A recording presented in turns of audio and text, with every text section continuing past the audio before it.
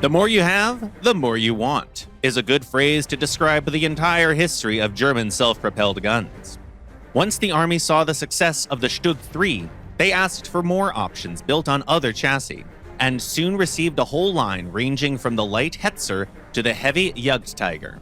Assault howitzers had a similar path. The Sturmpanzer showed a great performance in urban combat, but its gun felt lacking at times, and its mass stretched the capabilities of the chassis. So of course, the army wondered, why couldn't they commission a heavier assault gun? Something to push the boundaries of possibility. Right at that time, the Porsche Tiger's fate was being discussed. Its unfinished chassis was meant to be repurposed into tank destroyers with 88mm cannons, the future Ferdinands. There was also a cancelled option number 2, an assault mortar with a caliber of 210mm. We'll never know what it might have looked like. The Porsche Tiger chassis were soon gone, and the mortar never left the blueprint phase. Still, the high command kept that idea in mind. Next time, they took the Henschel Tiger chassis and a 380mm rocket launcher. In October 1943, the Alket company built their first prototype of the Panzer Sturmmoser, or simply, the Sturmtiger. It only required minor changes.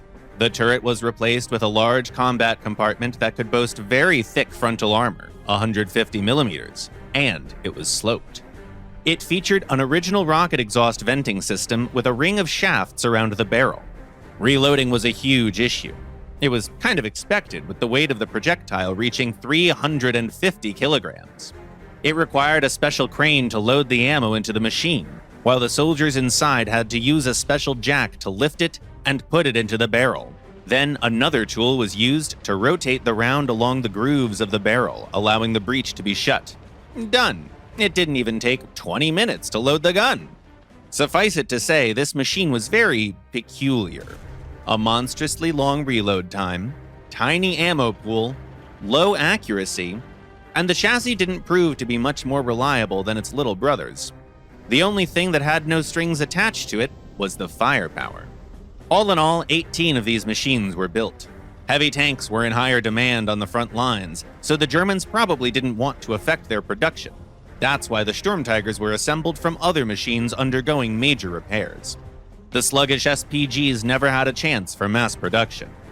Their main task was providing fire support in storming cities. However, the Sturmtigers were first built when the Germans were already retreating, so they never saw any assaults. Well, not all projects need to be finished. Sometimes it's better to stop before it's too late.